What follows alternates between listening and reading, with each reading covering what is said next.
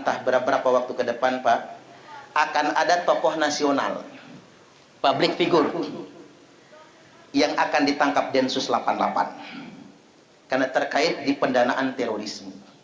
Jadi tolong nanti bapak-bapak kalau ada framing lagi ke ulama atau tokoh dikriminalisasi, jangan percaya. Karena orang itu sudah dikuntit sejak tahun 2017 dan sudah ketemu bukti kuat pada tahun 2021 ini. Percayalah, kita wajib menjaga negara ini, betul nggak kira-kira Pak? Kalau bapak-bapak bingung ke harus mana ke berpihak, nggak usah berpihak kemana-mana Pak, berpihak sama negara. Kalau ada orang mengatakan ulama dikriminalisasi, jawab balik, ulama yang mana? Tunjukin, ulama yang mana? Ada ribuan ulama di Indonesia ini anteng-anteng aja, biasa saja. Ada ribuan pesantren bagus-bagus aja, betul nggak kira-kira Pak? Santrinya banyak jutaan, nggak jadi masalah. Umat Islam dikriminalisasi, tanya baik Pak, umat Islam yang mana? Masjid megah semua, pengajian bagus semua, nggak ada.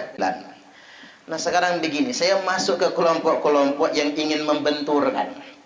Sekarang ini sudah banyak aliran-aliran yang mengatasnamakan agama.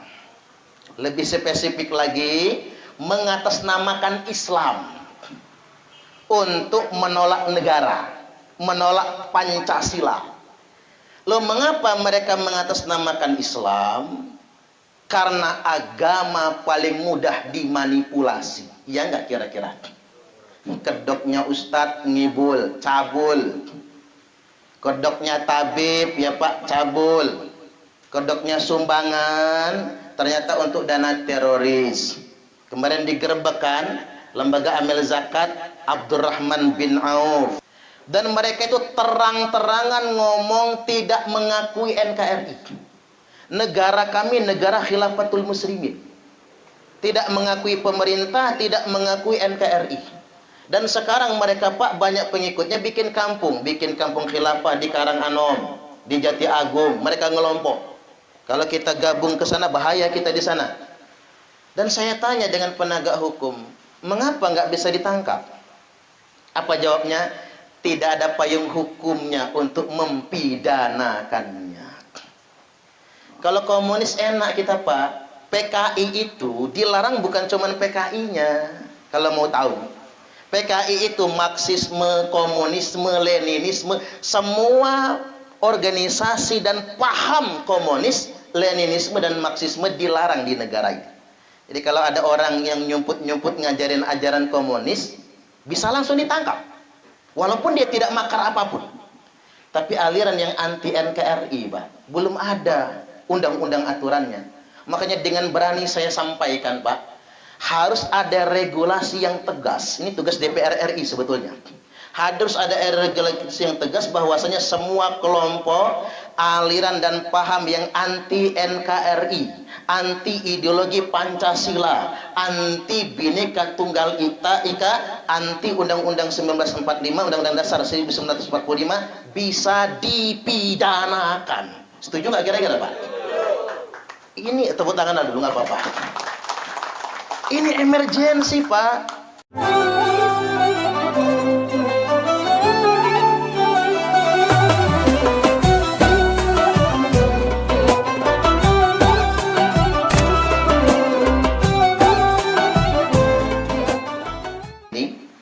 Selanjutnya juga bapak-bapak, yakni Satgas Linmas ya Pak ya namanya ya. Satgas, Linmas, kemudian ketua-ketua RT. Nah, ini materinya jadi penting Pak. Ini sebetulnya materi saya hari ini akan stressing di radikalisme. Dan radikalisme itu nggak jauh, ada di lingkungan kita semua. Maka ketua RT, ketua lingkungan, Linmas, sebagainya mesti waspada dengan ini semua. Di awal hendak saya sampaikan terlebih dahulu bahwasanya belakangan ada orang yang hendak membenturkan agama dengan Pancasila. Ingin saya tegaskan pada kesempatan kali ini, Pancasila itu bukan agama. Dan Pancasila itu tidak untuk menggantikan agama. Dan Pancasila itu sesuai dengan tujuan agama. Kita ulang lagi ya Pak ya. Biar ngomong buat yang orang-orang yang anti Pancasila itu. Pancasila itu bukan agama, satu. Dua, Pancasila itu tidak untuk menggantikan agama. Tiga, Pancasila itu sesuai dengan tujuan agama. Seperti yang disampaikan Pak Mansah tadi itu. Dan begini, Nabi dulu bikin negara juga. Nabi hijrah tuh dari Mekah ke Madinah. Di Madinah beliau bikin negara. Dan negara yang dibikin oleh Nabi itu dasarnya bukan Al-Quran. Tak ulang lagi ya Pak. Ini banyak orang sesat paham begitu. Ingin mengganti negara ini menjadi negara Islam. Nabi nggak pernah bikin negara Islam, nggak pernah. Dan tidak ada satupun perintahnya dalam Al-Quran dan hadis yang memerintahkan mendirikan daulah Islam, negara Islam. Apalagi memerintahkan menegakkan khilafah, nggak ada. Ini bapak-bapak nanti kalau ketemu kelompok-kelompok khilafah, mereka ngajak kita, khawatir juga kalau ketua RT jadi khilafah ya. Gabung ke sono. Kan bahaya kan, Pak? Linmas ketua RT masuk kelompok khilafah. Kalau diajak mereka, gampang ngejawabnya, Pak. Kalau mungkin mereka lebih fasih ngomong agamanya. Tidak ada satupun dalil dalam Quran hadis yang memerintahkan mendirikan khilafah. Udah mati kutu mereka, Pak, mati kutu itu. Karena Nabi nggak akan pernah perintahkan itu. Dulu ada khulafaur rasyidin. Nabi mengatakan al-khilafatu fi ummati 30 sanah. Khilafah di tengah-tengah umatku cuma 30 tahun. Abu Bakar 2 tahun, Umar 10 tahun, Utsman 12 tahun, Ali 6 tahun. Pas 30 tahun. Tsumma mulkun. Habis itu nggak ada lagi khilafah. Yang adanya kerajaan, dan sekarang kita hidup di zaman demokrasi. Jadi Nabi tidak menjadikan dasar negaranya di Madinah negara berdasarkan Al-Quran. Tapi Nabi membuat dasar negaranya Sahifatul Madinah, piagam Madinah. Sama dengan pendiri bangsa kita, dasar negara kita bukan Al-Quran, tapi dasar negara kita piagam Jakarta yang kemudian mengerucut namanya Pancasila. Dan Pancasila itu benar-benar sesuai dengan ajaran Islam. Ketuhanan yang Maha Esa, Qul huwallahu ahad, Al-Quran itu. Kemanusiaan yang adil dan beradab, innallaha ya'muru bil adli wal ihsan. Ya kapan-kapan kita kupas ya, karena saya bukan stressing ke sana sekarang. Yang kedua, yang ketiga, persatuan Indonesia, wa'tasimu bihablillahi jami'an wa la tafarraqu. Kemudian yang keempat, kerakyatan yang dipimpin oleh hikmat kebijaksanaan dalam permusyawaratan perwakilan. Ini sesuai dengan Al-Quran. Wa amruhum syura bainahum. Dan yang kelima, keadilan sosial bagi seluruh rakyat Indonesia. Karena prinsip ajaran Islam adalah menegakkan keadilan. Nah sekarang begini, saya masuk ke kelompok-kelompok yang ingin membenturkan. Sekarang ini sudah banyak aliran-aliran yang mengatasnamakan agama. Lebih spesifik lagi, mengatasnamakan Islam untuk menolak negara, menolak Pancasila. Loh, mengapa mereka mengatasnamakan Islam? Karena agama paling mudah dimanipulasi. Ya enggak kira-kira? Kedoknya ustadz ngibul, cabul. Kedoknya tabib, ya Pak, cabul. Kedoknya sumbangan, ternyata untuk dana teroris. Kemarin digerebekkan lembaga amil zakat Abdurrahman bin Auf. Kita mah ikhlas nyumbang ya Pak ya, untuk kebutuhan kaum muslimin. Ternyata buat mendanai jamaah Islamiyah. Agama itu paling mudah dikamuflase.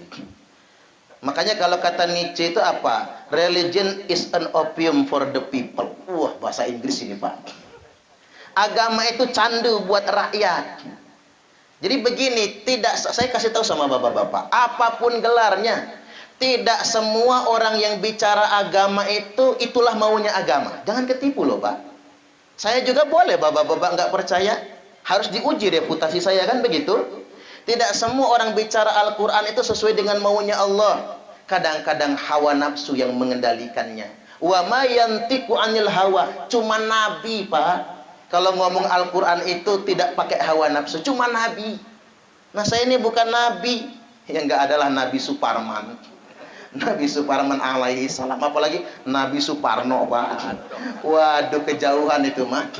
Hanya nabi kalau bicara agama tidak pakai hawa nafsu. Siapapun orangnya, mau udeng-udengnya tinggi, mau jubahnya nyengser di tanah, mau janggutnya tekan udel sekalipun, semua orang bicara agama belum tentu itu maunya agama. Itu penafsiran dia, itu perspektif. Dan bahayanya manusia punya hawa nafsu.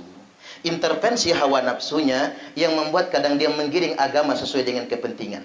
Jadi kalau belakangan kita mendengar orang ngomongin NKRI togut, Pancasila togut, tidak percaya sama pemerintah, tidak percaya sama negara, dan dia mengatasnamakan agama, itu hawa nafsu.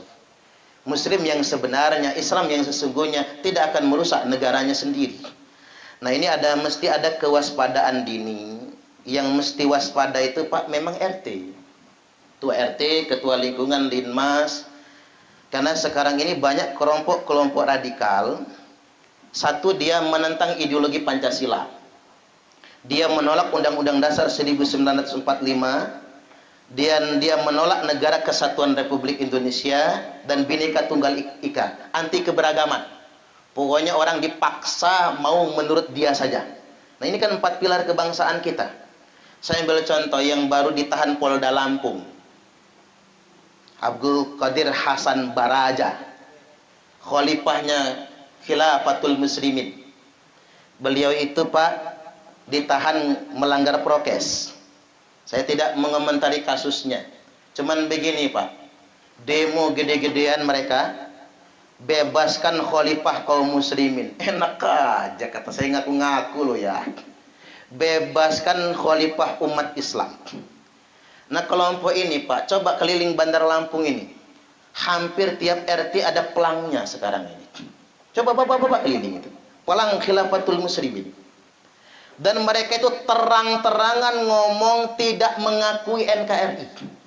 Negara kami negara Khilafatul Muslimin. Tidak mengakui pemerintah, tidak mengakui NKRI.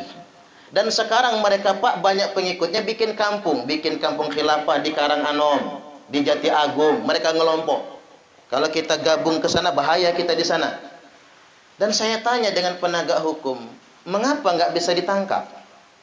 Apa jawabnya? Tidak ada payung hukumnya untuk mempidanakannya. Kalau komunis enak kita Pak, PKI itu dilarang bukan cuman PKI-nya.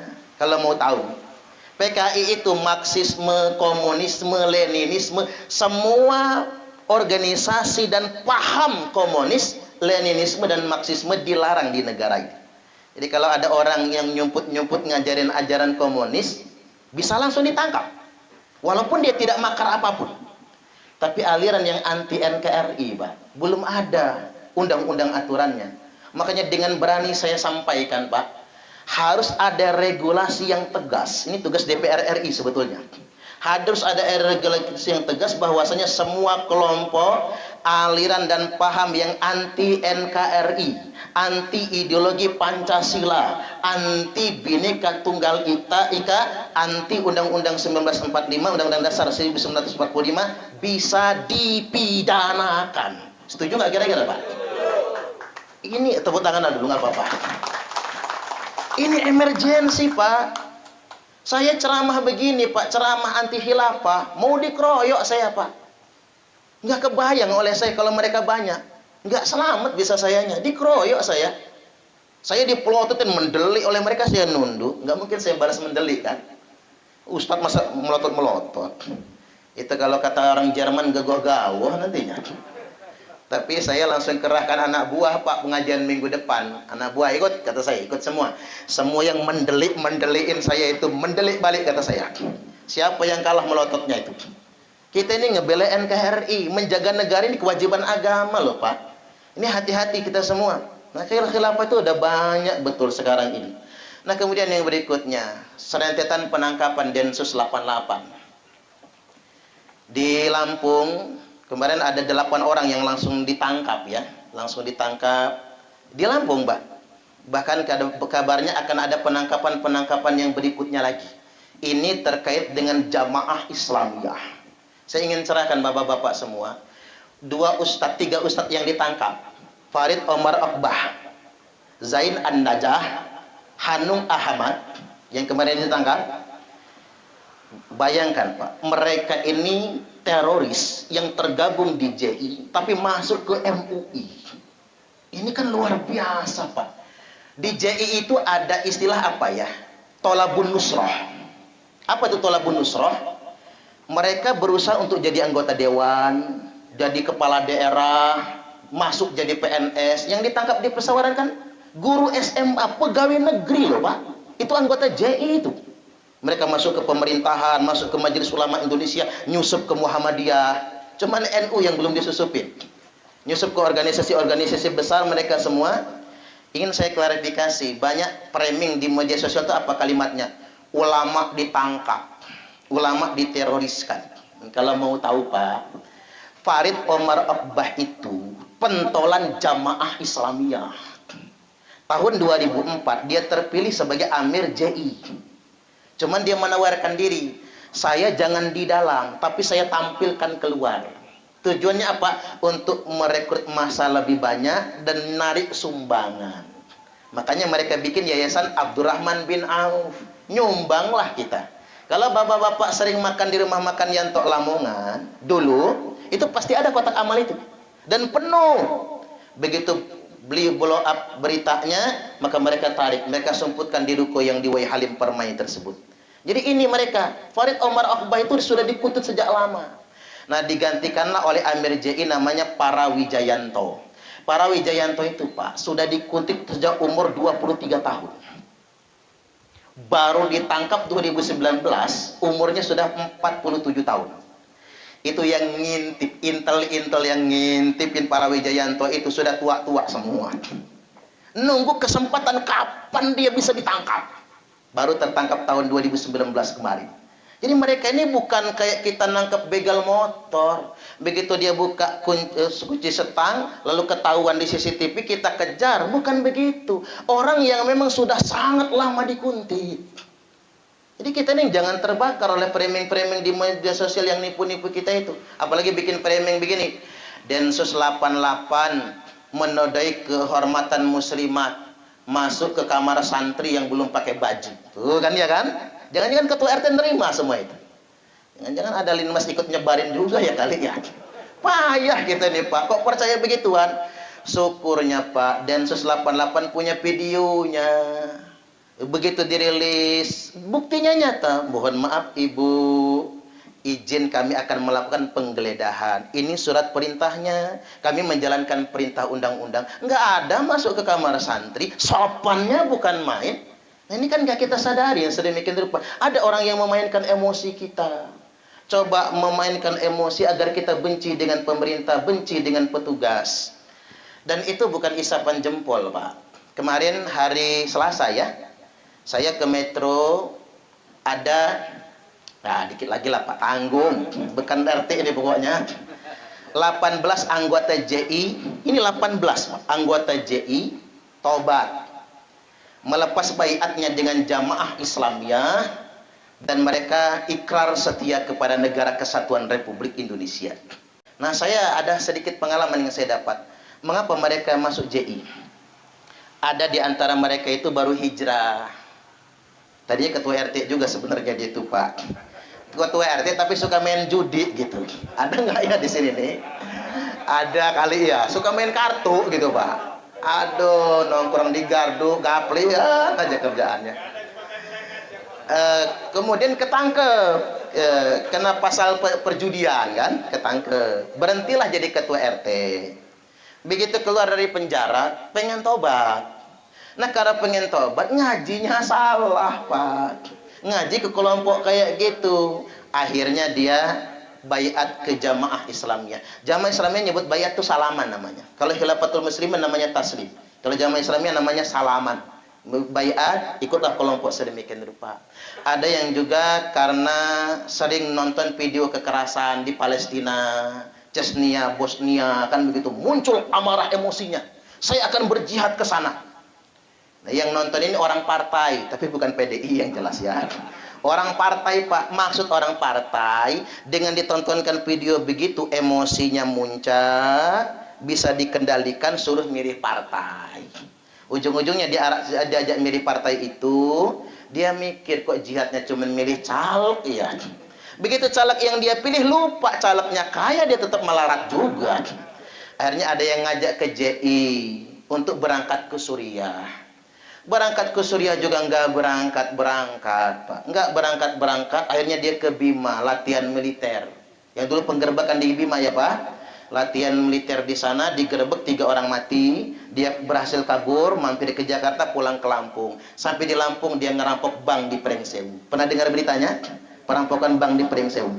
7 tahun divonis penjara, dia kemudian sudah keluar. Sekarang dia katanya sudah bertaubat. Jadi hati-hati betul sebetulnya tentang perkara ini. Nah, saya ingin tambahkan hadisnya, Pak. Mungkin ada yang bertanya begini, Ustaz, kok kita nangkep teroris, memerangi teroris? Wong teroris itu orangnya soleh-soleh kok. Nah, kan bahasanya begitu ya, Pak. Orangnya rajin sholat.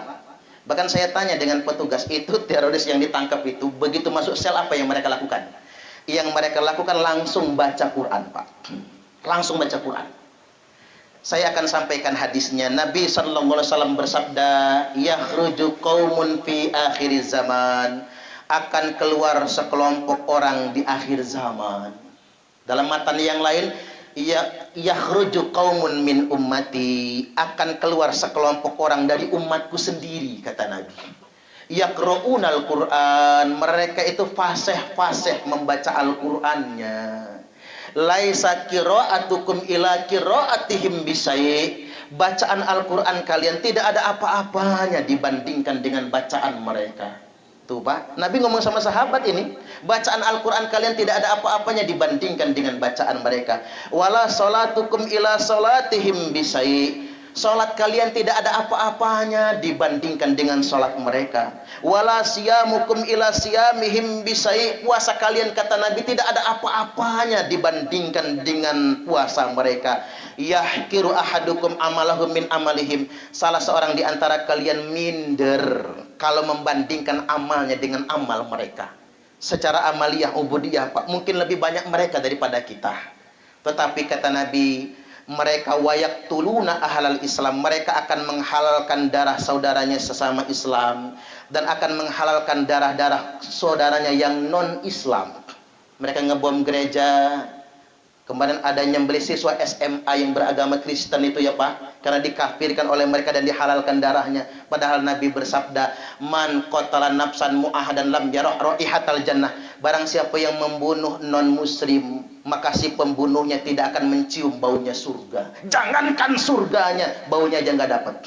Nah, kata Nabi, kalau kelompok begini sudah keluar nih, fa idza kharaju faqtuluhum. Apabila mereka sudah keluar, perangi mereka. Thumma idza kharaju faqtuluhum. Kalau kelompok itu sudah keluar, perangi mereka. Thumma idza kharaju faqtuluhum. Apabila kelompok itu sudah keluar, perangi mereka. Jadi kewajiban memerangi terorisme, radikalisme bukan cuman kewajiban Densus, bukan cuman kewajiban TNI Polri, bukan cuman kewajiban pemerintah, tapi kewajiban kita semua. Fatuba liman qatalahum, kata Nabi, maka beruntunglah yang berani memerangi mereka semua. Jadi saya simpulkan dulu ini, segitu nggak apa-apa kan? Nah, nanti bapak-bapak gini aja, kalau pengen nonton ceramahnya yang lengkap betul Pak, bapak-bapak buka di YouTube. Nah, ini promosi saya ini. Ustadz Suparman Abdul Karim ya Pak, nama YouTube-nya Ustadz Suparman Abdul Karim. Jangan lupa subscribe-nya Pak. Ya, kalau belum ngerti itu anaknya, sini. Buka ini lupa Ustadz Suparman tuh, mana YouTube-nya itu. Saya lengkap sekali di YouTube itu, hampir 1000 video ceramah saya Pak. Tentang teroris banyak, tentang khilafatul muslimin banyak. Artinya jangan sampai kita ini, walaupun bapak-bapak nggak mondok misalnya, jangan sampai bapak-bapak dimanipulasi. Yang saya khawatirkan itu begini Pak, kita nunjuk-nunjuk orang radikal, taunya anak kita yang ikut begituan. Itu yang saya khawatirkan sebetulnya. Jangan sampai kita tidak waspada. Bahkan kemarin ada kejadian Pak, Abu Qayyim, saya ambil satu kasus satu lagi ya. Abu Qayyim itu adalah anggota JI yang hampir terlibat di kasus pengeboman Hotel JW Marriott, Abu Qayyim ini, dan berteman dengan Abu Farah yang nusuk Pak Wiranto kemarin. Ya, ada berita tahun lalu kan, Pak Wiranto yang ditusuk, itu Abu Farah itu temannya Abu Qayyim. Nah, Abu Qayyim ini keluar dari JI, kata dia, gabung ke Khilafatul Muslimin di Lampung ini, Pak. Tinggal di kampung Khilafah di Karanganom sana itu. Nah, ngadain pengajian sama anggota alumni sekolah mahasiswa. Pengajiannya di rumah anggota DPRD dari PDI Perjuangan. Allahu Akbar. Subhanallah, saya sampai datang ke sana. Bapak tahu nggak? Saya nggak tahu, Ustadz, kata anggota dewan. Yang jelas bukan Pak Suparno, yang jelas. Saya nggak tahu, Ustadz. Tuh, bayangkan. Seandainya ada penangkapan Densus 88, kan malu masuk berita. Ditangkap di rumah anggota DPRD dari fraksi PDI Perjuangan. Dan satu hal lagi, 1, 2 hari, 3 atau 4 hari ke depan, entah berapa waktu ke depan, Pak, akan ada tokoh nasional, public figure, yang akan ditangkap Densus 88 karena terkait di pendanaan terorisme.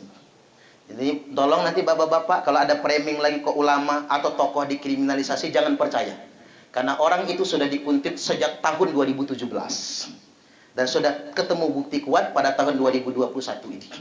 Percayalah, kita wajib menjaga negara ini, betul nggak kira-kira, Pak? Kalau bapak-bapak bingung ke harus mana ke berpihak, nggak usah berpihak kemana-mana, Pak. Berpihak sama negara.